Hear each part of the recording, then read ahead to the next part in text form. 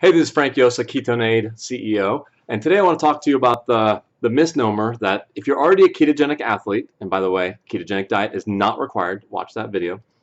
If you are a ketogenic athlete, some people think, oh, well, then your body's already making ketones, why drink it? It's a waste of money, you're just pissing it out. Okay, so I'm going to talk about that in the video. It's partly true and partly just not right. So first of all, you do not need exogenous ketones if you're a ketogenic athlete performing.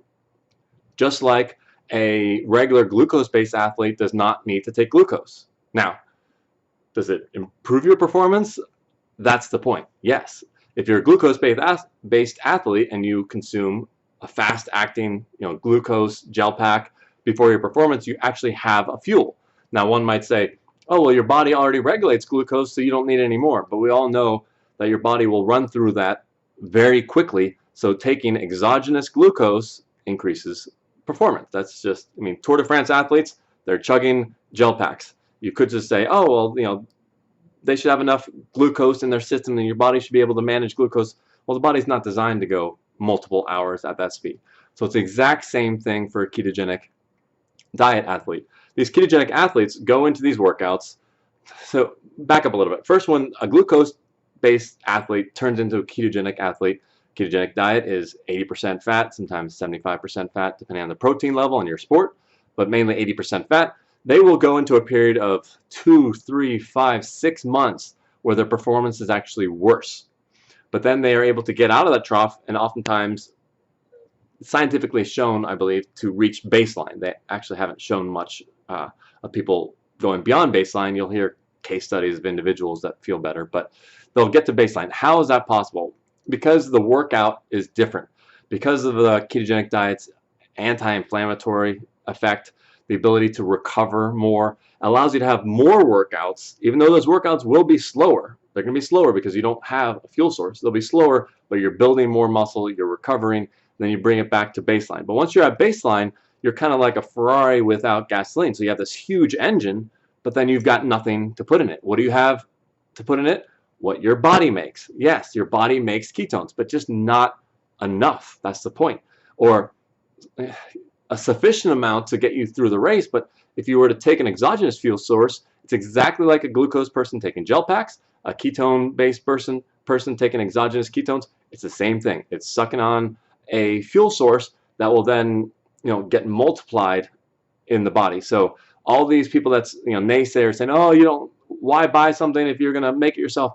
It's not the same being at 1.0, 2.0, 3.0 ketones, millimolars of ketones in your blood versus being at 0.5, 1.0, and within 15, 20 minutes your body burns through the slow endogenous production that it's made. Now, in sport, you actually can kick up more endogenous production than you normally would be sitting on a couch, but again, it's just not enough to have peak performance. So you don't need it, but if you have two athletes, one just going on the fuel that they make and one that has drank the fuel exogenously, I'm going to put my money on the one that has taken the exogenous fuel source. Now, if you want to get really fancy, some keto people will actually carb up before their races. Now, we're not even talking about exogenous ketones, but they'll carb up before the races or performances, and they are able to calculate how much energy is needed to burn up the glucose that they just drank.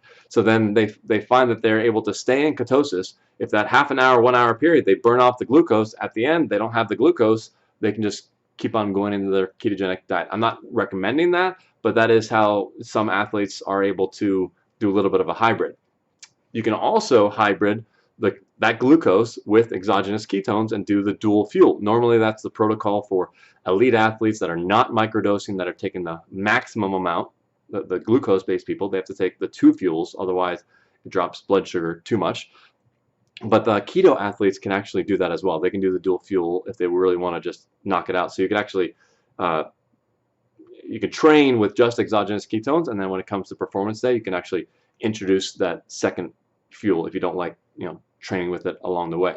But obviously you want to test it out on a time trial type event.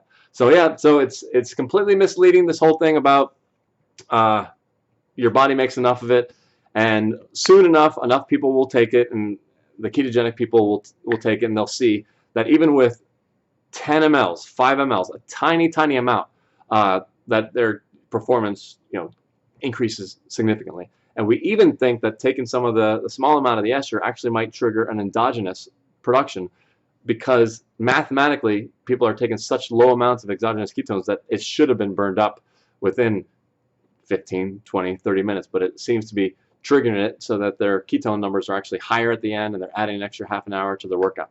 Now, a fun little tip, someone made a comment about my hairline and over the years getting worse and worse, so now it might look a little bit better. But guess what? I use this thing. How funny is that? This thing actually exists. I bought it for like a Halloween prank and actually sprayed it right there to make it look darker. How funny is that? So that's transparency, all right? So email me if you have any questions about this or anything else. I've got frank@ketoneaid.com. Make sure you subscribe to the channel. Like it if you like the video. Hit the like button. And, just endless videos on ketone salts versus ketone esters. Don't drink it with MCT oil, no matter what other scientists might say. Us versus the competition. Endless videos. You can just watch the whole playlist and just have at it for the next couple of hours. So hit me up, and I'm here for you. Thanks.